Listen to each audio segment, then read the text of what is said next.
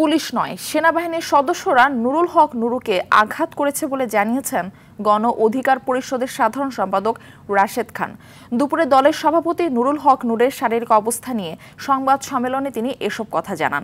তিনি বলেন, বাংলাদেশে নুরুল হকের চিকিৎসা সম্ভব নয়, উন্নত চিকিৎসার জন্য সিঙ্গাপুর অথবা ইউকেতে নিতে হবে। দেশে চিকিৎসা হলে নিরাপত্তা বিঘ্নিত হতে পারে বলেও জানান তিনি।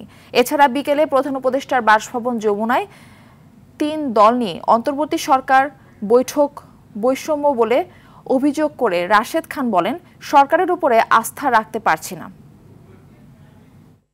আমরা যখন প্রেস ব্রিফিং করছি তখন সেনাবাহিনীর কতিপয় সদস্যরা আমাদের উপরে হামলা করলো। এখন এই হামলার ঘটনাকে সেনাবাহিনী বলছে মব। এইটা কোনোভাবেই মব হতে পারে না। আর যদি মব হয়েও থাকে, সেই মব সৃষ্টি করেছে সেনাবাহিনীর কতিপয় সদস্য।